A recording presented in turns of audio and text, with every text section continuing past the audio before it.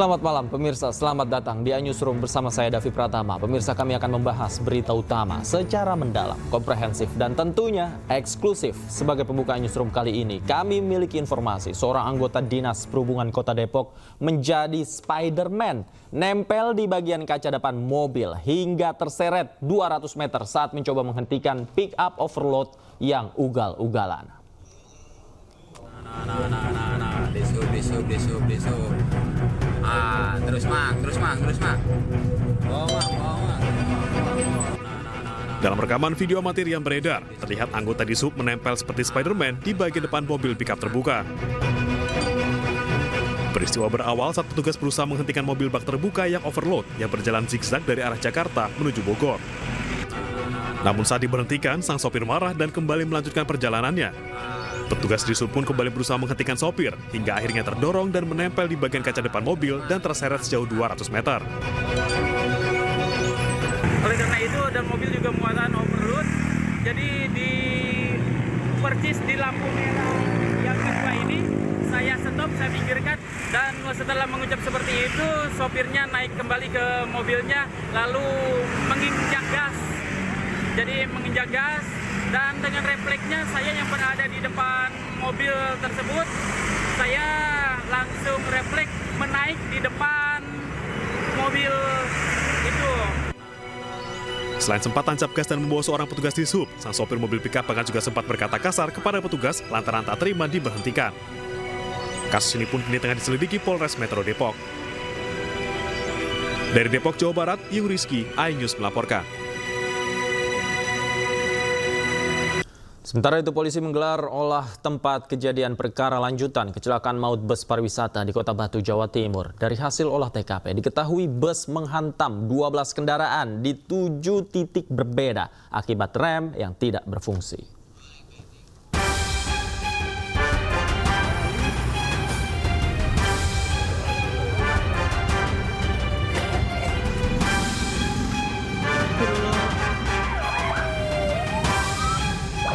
Ditlantas Polda Jawa Timur bersama Satlantas Polres Batu melakukan olah tempat kejadian perkara lanjutan untuk menyelidiki penyebab kecelakaan maut bus pariwisata yang membawa rombongan siswa dari Bali di Batu, Jawa Timur.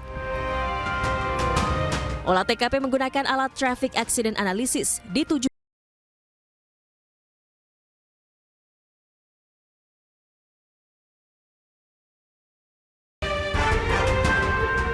Dalam kecelakaan ini total ada 6 motor dan 6 mobil yang dihantam bus pariwisata tersebut akibat remblong. Polisi masih menyelidiki faktor-faktor penyebab terjadinya kecelakaan maupun tidak berfungsinya rem.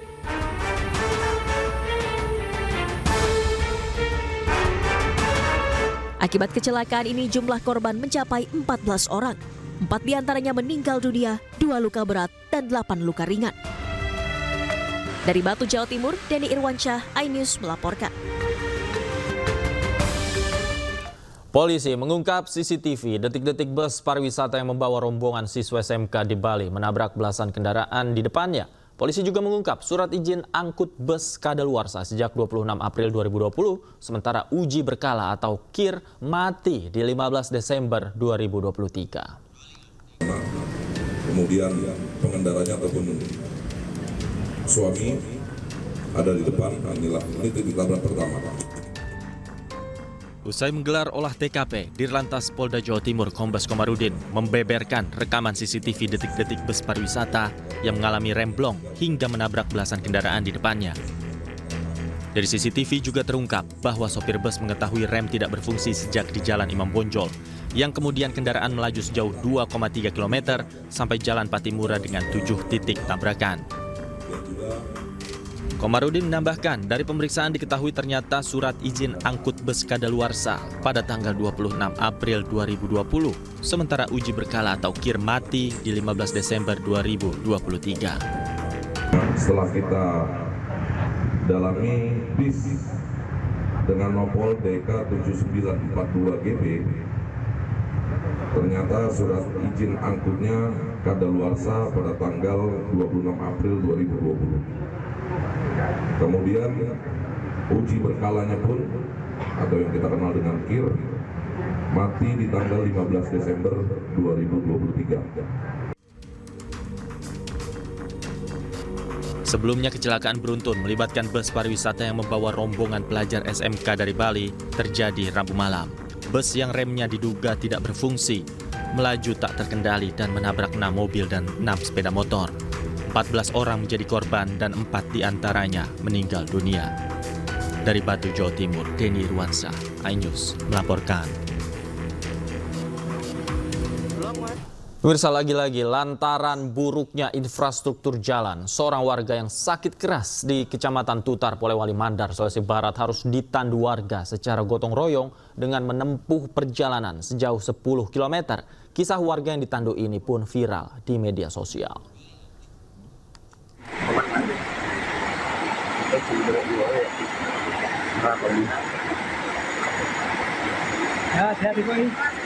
Beginilah kondisi yang dirasakan warga Desa Rate, Kecamatan Tutar, Polewali Mandar yang terus saja berulang kali terjadi. Warga yang sakit keras dan hendak berobat ke rumah sakit atau puskesmas terdekat harus melalui perjuangan berat. Kisah miris yang dialami warga Rate ini bahkan viral di media sosial sejak beberapa hari ke belakang. Pasien bernama Nur Afni, 38 tahun, terpaksa ditandu secara bergantian oleh warga setempat untuk menuju ke puskesmas. Ironisnya, kondisi jalan yang buruk memaksa warga harus menempuh perjuangan berat dengan berjalan kaki sejauh 10 km untuk sampai di tempat tujuan. Perjalanan yang ditempuh warga Desa Rate ini untuk tiba di puskesmas ditempuh selama kurang lebih 4 jam lamanya dengan melewati jalan setapak terjal dan juga sungai. Seperti kejadian warga kami bernama Nur Afni yang sakit keras itu harus dibawa secara gotong royong oleh warga kami menuju puskesmas dengan ditandu.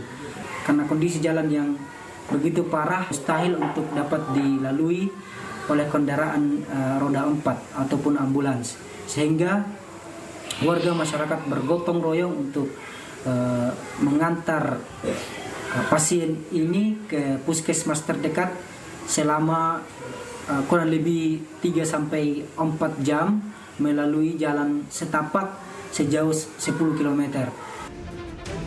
Warga berharap adanya perhatian pemerintah kabupaten, provinsi, dan pemerintah pusat untuk membuka akses jalan yang layak dan dapat dilalui kendaraan roda 4. Dari Polewali Mandar, Sulawesi Barat, Huzair Zainal, iNews melaporkan. Pemirsa, proses eksekusi lahan seluas 102 hektar di Desa Sena, Kecamatan Batangkuis, Kabupaten Deli Serdang, Sumatera Utara berlangsung ricuh. Kericuhan terjadi lantaran warga dan petugas eksekusi dari Pengadilan Negeri terlibat adu mulut hingga saling dorong.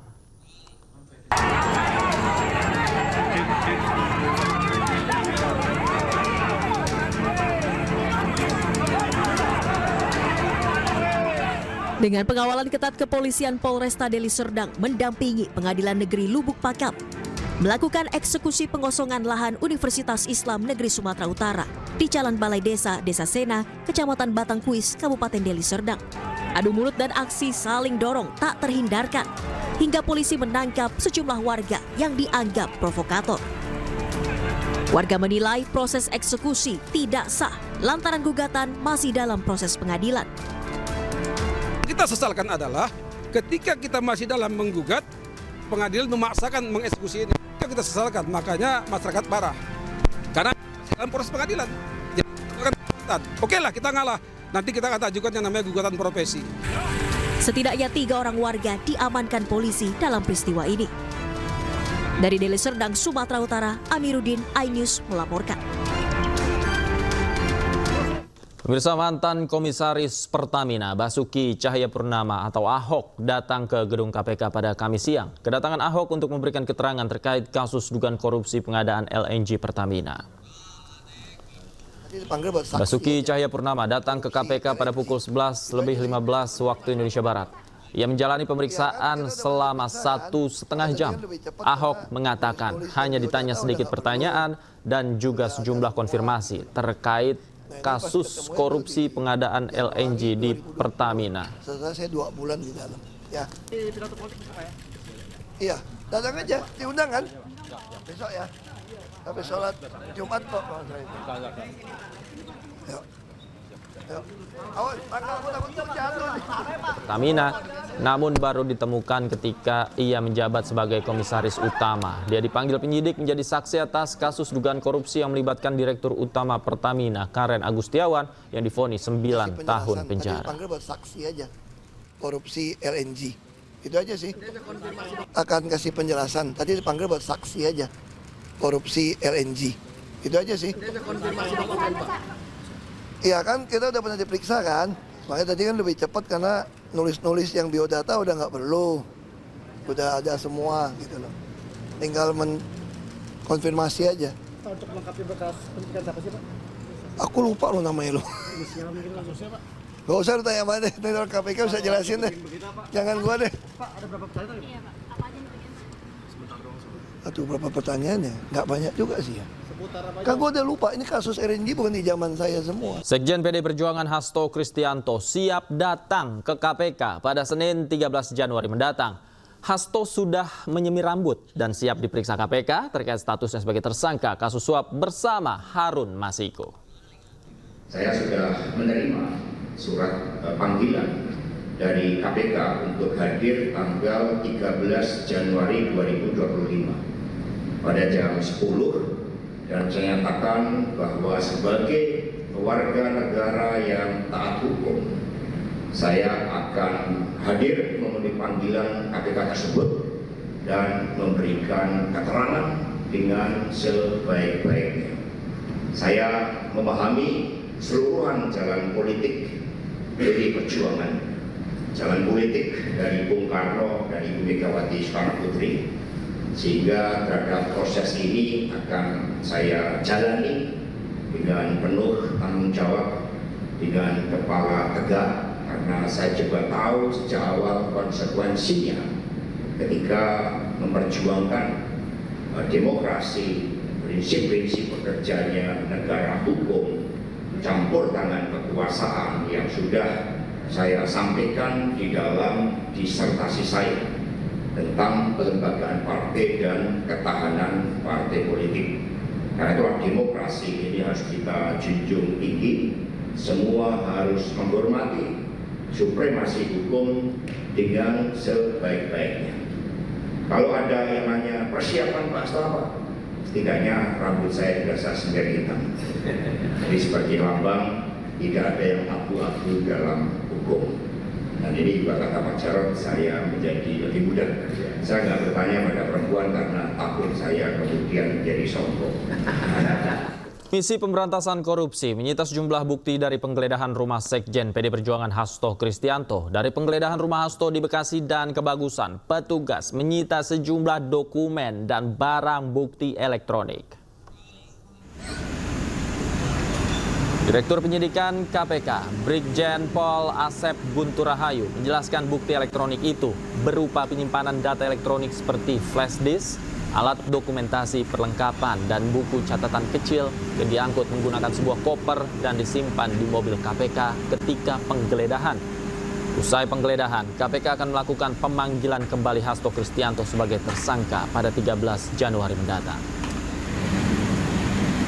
Jadi yang di Mas Denny menyatakan semalam yang disita dari Bekasi dan rumah Kebagusan itu apa? Itu ada bukti-bukti ya, ada bukti elektronik maupun juga bukti berupa catatan-catatan. Yang tentunya bukti elektronik dan catatan tersebut itu terkait dengan perkara yang sedang kita tangani.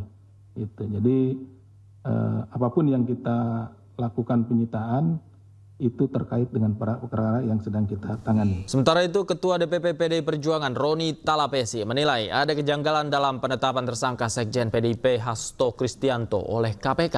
Roni juga menyebut KPK menggeledah rumah Hasto karena kekurangan bukti dalam penetapan Sekjen PDIP tersebut sebagai tersangka. Keanehan atau keganjilan terhadap proses Sekjen PD Perjuangan Mas Hasto Kristianto yang dilakukan oleh KPK, yang kami lihat dari, kami amati dari kemarin ya, ada panggilan ya terhadap mantan penyidik. Jadi ini konteksnya penyidik memeriksa mantan penyidik.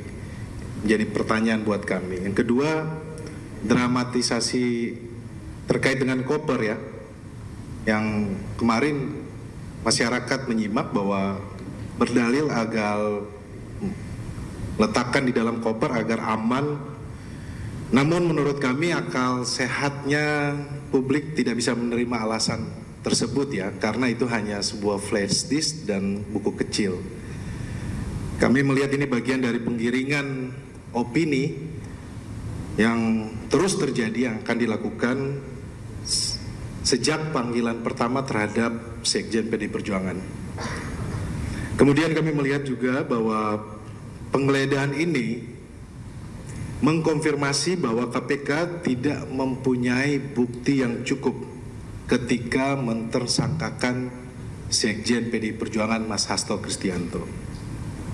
Dan juga kembali lagi di awal pada saat penetapan tersangka Mas Hasto Kristianto tanggal 24 Desember 2024 telah terjadi kebocoran sprindik yang pada saat itu bahkan jubir KPK menyampaikan kepada publik bahwa tidak tahu. Nah, ini kami menduga bahwa ini adalah bukti bahwa KPK diremot oleh pihak-pihak luar KPK. Mantan kader PDI Perjuangan Effendi Simbolon meminta Ketua Umum PDI Perjuangan Megawati Soekarnoputri mundur dari jabatannya imbas status tersangka Hasto Kristianto. Menanggapi hal itu, PDIP menilai pernyataan Effendi mengkonfirmasi adanya pihak yang ingin merusak partai berlambang banteng tersebut.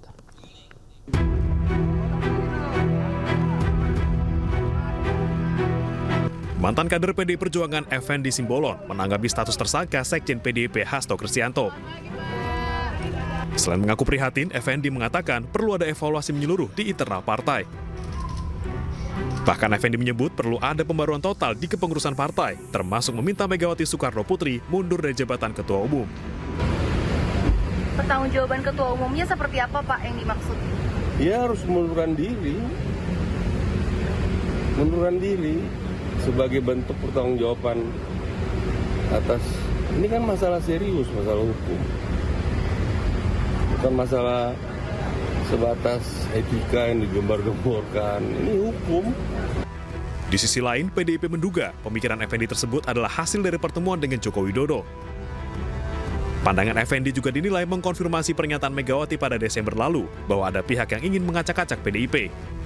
Penetapan Hasto sebagai tersangka dinilai merupakan orderan politik untuk menekan Megawati mundur. Kami menduga bahwa pernyataan Saudara Effendi Simbolon itu terkait dengan pertemuan Joko Widodo beberapa waktu lalu di Solo. Dan kami semakin yakin apa yang disampaikan oleh Ibu Megawati Soekarnoputri, Ketua Umum PDI Perjuangan pada tanggal 12 Desember, bahwa ada yang ingin mengaut-aut, ada yang ingin mengacak-ngacak Partai Demokrasi Indonesia Perjuangan menemukan relevansinya. Sementara Presiden ke-7 RI Joko Widodo menampik pertemuannya dengan Effendi Simbolon membahas mengenai Megawati mundur sebagai Ketua Umum PDIP. Menurutnya, ia dan Effendi sudah tak dianggap lagi sebagai bagian dari partai, sehingga mengaku tidak ada pembicaraan mengenai PDIP. Tapi waktu pertemuan kemarin sempat membahas soal itu nggak sih, Pak? Silaturahmi biasa. Kita akan sudah dianggap bukan bagian. Jadi ya, apa yang kita berbicara mulai itu. Sebelumnya pada 12 Desember 2024 lalu, Megawati sempat mengungkap adanya rencana dari pihak tertentu yang ingin mengusik Kongres PDIP 2025. Kelompok itu bahkan diduga tidak menginginkan Megawati kembali menjabat sebagai Ketua Umum PDIP. Tim Liputan iNews melaporkan. Pemirsa, KPU Jakarta menetapkan Pramono Rano sebagai Gubernur dan Wakil Gubernur terpilih Jakarta. Pram Rano menyiapkan tim transisi sebelum mulai bekerja 5 tahun ke depan.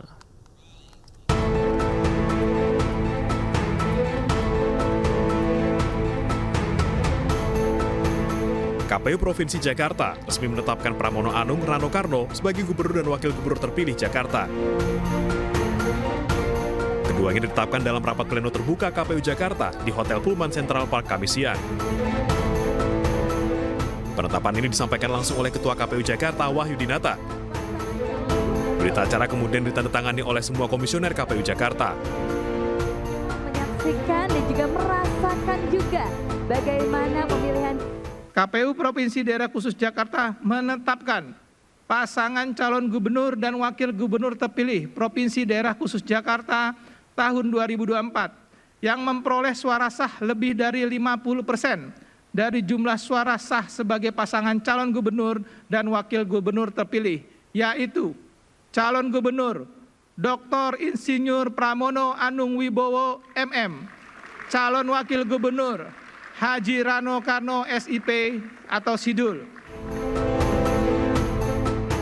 Dalam kesempatan ini, Pramono Anung dan Rano Karno mengumumkan susunan tim kerja Gubernur Jakarta tahun 2024-2029. Menyiapkan peralihan atau transisi pemerintahan supaya nanti begitu pelantikan saya dan Bang Dul bisa langsung bekerja. Nama-nama yang kami pilih adalah merepresentasikan apa yang membantu saya selama ini, apa yang membantu Bang Dul, dan orang-orang yang bekerja secara profesional. Bahkan ada beberapa nama yang kemudian saya secara khusus mengajak diskusi untuk mengetahui bagaimana kemampuan dan sebagainya. Pramono Anung ditetapkan sebagai pemenang Pilkada Jakarta 2024, mengungguli dua pasangan lain, yaitu Ridwan Kamil Suswono dan Dharma Pongrekun Kunwardana. Dari Jakarta, Syahri Zazanski, Seto Pratomo, iNews melaporkan. Penetapan sudah dilakukan. Cawagup Jakarta nomor urut 1 Suswono menghadiri penetapan pasangan gubernur dan wakil gubernur terpilih Jakarta. Suswono yang datang tanpa didampingi Ridwan Kamil berpesan agar aspirasi warga Jakarta yang dititipkan kepada pasangan Ridho dapat direalisasikan gubernur terpilih. Selamat kepada Mas Pram dan juga Bang Dul ya, yang saya kira bahkan kasihan juga sudah mengganti nama kalau sampai nggak terpilih juga. Jadi makanya kami juga legowo lah.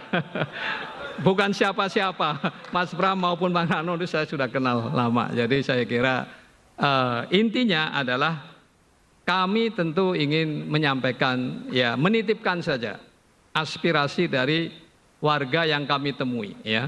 Dan rasanya sih tidak banyak perbedaan. Mereka pun juga menangkap selama kampanye apa yang menjadi harapan dari rakyat Jakarta. Ya, intinya adalah mereka agar bisa meningkat kualitas hidupnya, ya, berkeadilan dan sejahtera. Itu inti dari yang diharapkan oleh rakyat. Ya, oleh karena itu saya titipkan saja satu pantun yang tadi baru saya oret-oret Mas Pram nih ya. Pergi ke Keramat beli janur. Mampir di toko beli kacang tuye. Kami sampaikan selamat untuk gubernur, tunaikan janji saat kampanye. Pasangan calon gubernur dan wakil gubernur Jakarta nomor urut 2, Dharma Pongrekun dan Kunwardana juga menghadiri penetapan pasangan gubernur dan wakil gubernur Jakarta terpilih. Dalam kesempatan ini, Dharma menyampaikan ucapan selamat dan menitipkan pesan dari masyarakat. Saya ucapkan selamat kepada Mas Pram dan Bang Dul, anak Betawi asli. Menurut film Sidul, anak Betawi. Selamat sekali lagi, saya respect, saya ikhlas dengan apa yang sudah terjadi. Dan ini adalah proses pembelajaran bagi kami berdua sebagai pendatang baru di dunia politik. Kami bukanlah orang politik, tetapi kami mendapatkan banyak sekali pelajaran. Dan ke depan, seperti Pak Aryo Bima sampaikan tadi, kalau boleh saya usulkan agar betul-betul tidak boleh ada lagi penggunaan sembako di dalam kampanye.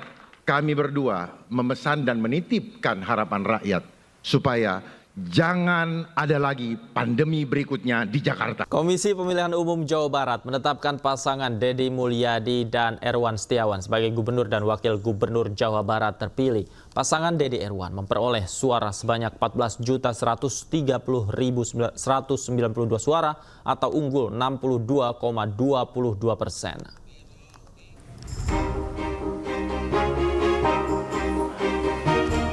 Setelah memenangkan Pilkada Jawa Barat, Komisi Pemilihan Umum menetapkan pasangan Deddy Mulyadi dan Erwan Setiawan sebagai Gubernur Jawa Barat periode 2025-2030. Penetapan ini dihadiri langsung oleh Gubernur terpilih Deddy Mulyadi dan Erwan Setiawan. Penetapan tersebut sesuai dengan ketentuan pasal 57 ayat 1 Peraturan Komisi Pemilihan Umum nomor 18 tahun 2024 tentang rekapitulasi hasil perhitungan perolehan suara dan penetapan hasil pemilihan gubernur dan wakil gubernur. Di samping itu, dalam Pilkada Jawa Barat kemarin, pasangan Deddy Mulyadi dan Erwan Setiawan memperoleh 14.130.192 suara atau unggul 62,22%. KPU Jawa Barat pun masih menunggu arahan dari Kementerian Dalam Negeri untuk pelantikan Gubernur Jawa Barat terpilih. Kalau pelantikan sih kewenangannya ada di Peraturan Presiden nomor 80 tahun 2024. Masih tanggal 7 Februari 2024, belum ada perubahan. Sementara itu, Gubernur Jawa Barat terpilih Deddy Mulyadi menyampaikan pihaknya ingin segera melaksanakan tugas-tugasnya selaku gubernur, namun masih harus menunggu hari pelantikan. Kita ingin segera melaksanakan tugas-tugas ini dengan cepat, karena saya biasa bekerja dengan cepat, sehingga seluruh kecepatan itu kan tergantung pada penetapan kapan dilakukan pelantikan. Dan kita masih menunggu ya, pelantikannya akan dilaksanakan kapan, apakah akan dipisah yang tidak digugat ke MK lebih dulu, atau digabung menunggu seluruh gugatan itu selesai. Nah, itu kita serahkan sepenuhnya kepada pemerintah. Setelah penetapan ini, pelantikan akan dilaksanakan rencananya pada tanggal 7 Februari 2025 mendatang. Dari Bandung, Jawa Barat, Ervan David, iNews melaporkan. Pemirsa, Komisi Pemilihan Umum hari ini menggelar rapat pleno penetapan gubernur dan wakil gubernur terpilih untuk periode 2025-2030. Koster Giri ditetapkan sebagai gubernur wakil gubernur Bali terpilih, sementara Andra Dimyati ditetapkan sebagai gubernur dan wakil gubernur Banten terpilih.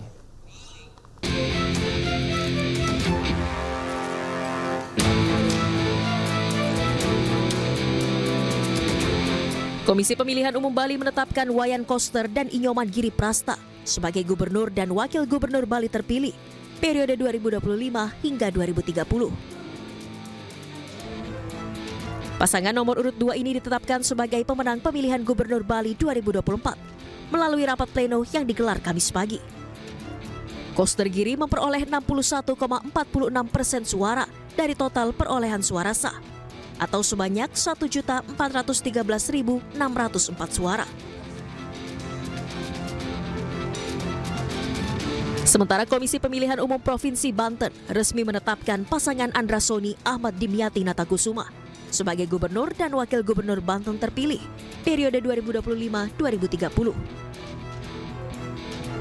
Penetapan dilakukan melalui rapat pleno terbuka di Aula Kantor KPU Banten, Cipocok Jaya, Kota Serang, Kamis siang. Pasangan Andra Dimyati dinyatakan sebagai pemenang Pilgub Banten 2024 dengan perolehan suara 3.102.501 suara atau 55,88% dari total suara sah. Selanjutnya, KPU Provinsi Banten akan menyampaikan surat pengusulan pengesahan pengangkatan pasangan calon terpilih ke DPRD Banten. Tim Liputan iNews melaporkan. Pemirsa, perampokan minimarket menggunakan senjata api terjadi di kota Tasikmalaya, Jawa Barat pada Kamis pagi. Pelaku menodongkan pistol airsoft gun kepada 2 karyawan dan menyekapnya di gudang.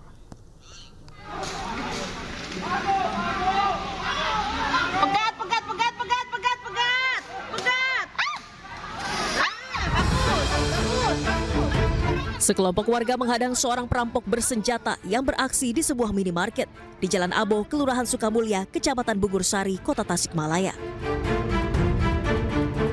Pelaku menjadi bulan-bulanan masa usai tertangkap karena sepeda motornya terjatuh.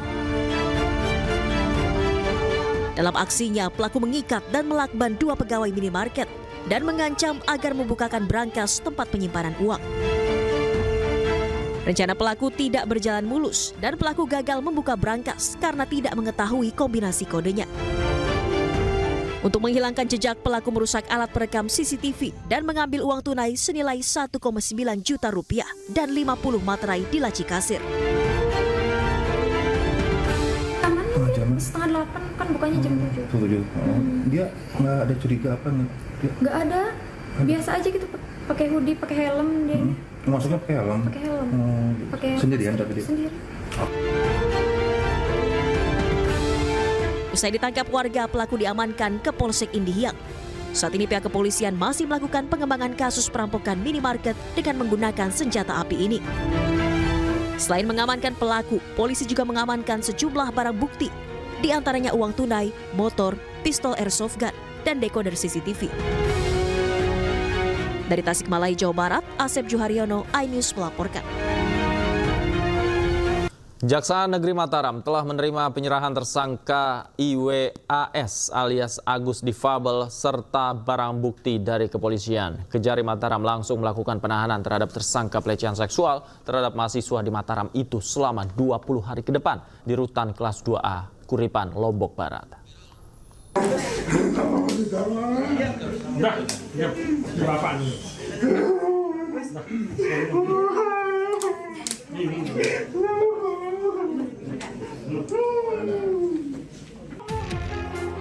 Kejaksaan Negeri Mataram telah menerima penyerahan tersangka IWAS alias Agus Difabel beserta barang bukti kasus pelecehan seksual terhadap mahasiswi di Mataram.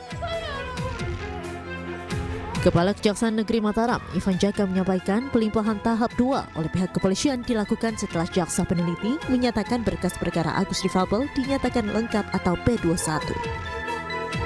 Penyandang disabilitas ini untuk selanjutnya akan ditahan di Rutan Kelas 2A Kuripan selama 20 hari ke depan. Yang bersangkutan akan ditahan rutan, yaitu di Lembaga Pemasyarakatan Lapas Kelas 2A Kuripan, Lombok Barat, di mana berdasarkan hasil gelar yang bersangkutan ditahan rutan ini sudah memenuhi beberapa aspek.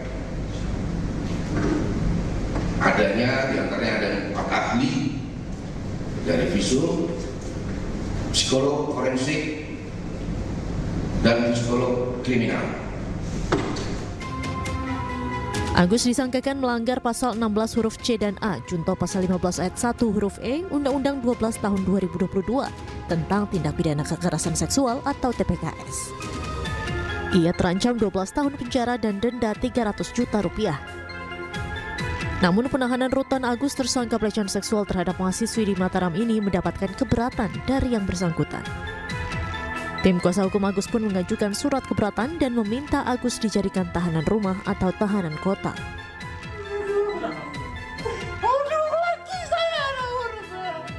Dari Mataram, Hari Kasidi, iNews melaporkan. Sebelumnya penetapan Agus Buntung sebagai tersangka pemerkosaan tuai sorotan. Meski tidak punya tangan, Agus dinilai tetap bisa memperkosa korban dengan mengancam dan melakukan intimidasi.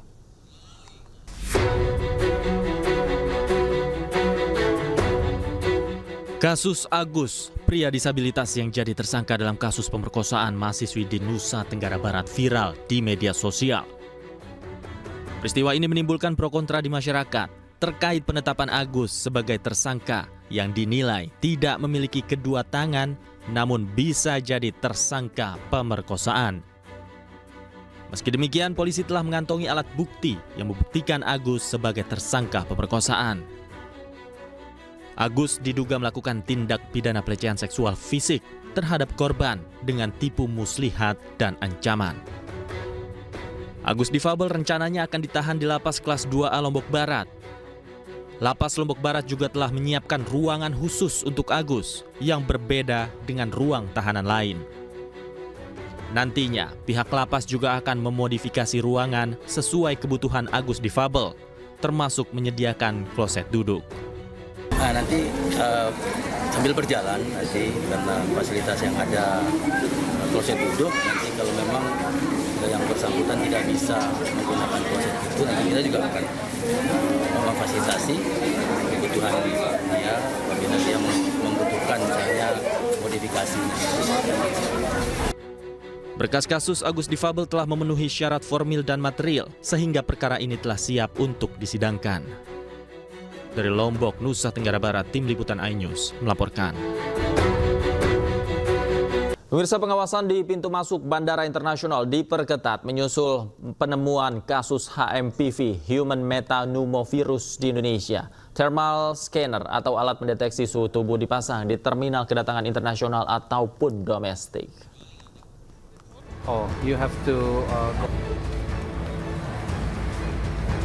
Bandara Internasional I Gusti Ngurah Rai Bali menyiagakan 3 thermal scanner untuk mengantisipasi Human Metapneumovirus (HMPV). 2 dipasang di terminal kedatangan internasional dan 1 thermal scanner di terminal kedatangan domestik. Namun hingga kini belum ditemukan penumpang terindikasi kasus HMPV. Sementara di Bandara Internasional Soekarno-Hatta, Tangerang, Banten, pengawasan dilakukan oleh Balai Besar Kekarantinaan Kesehatan Soekarno-Hatta. Balai Besar Kekarantinaan Kesehatan terus memonitoring pergerakan penumpang internasional. Alat pendeteksi suhu tubuh dipasang di Terminal 3 Kedatangan Internasional Bandara Soekarno-Hatta. Nah, begitu sampai di Indonesia, begitu mereka ngisi, kami ada lihat dashboardnya, kami akan tahu bahwa alat angkut itu ada risikonya apa, ada berisiko atau tidak, nanti ada namanya merah, ada warnanya orange, kemudian kuning, satu lagi adalah hijau. Merah ada yang tanda gejala, kemudian orange itu adalah ada orang yang kontak, kuning itu adalah dari negara terpapar, kemudian hijau itu tidak termasuk yang 3 tadi. Kementerian Kesehatan juga berkoordinasi dengan Bandara Internasional Soekarno-Hatta dan Bandara Halim Perdana Kusuma Jakarta untuk memperketat pengawasan penumpang yang baru tiba. Sejauh ini belum ditemukan kasus atau indikasi HMPV di kedua bandara tersebut. Tim Liputan melaporkan.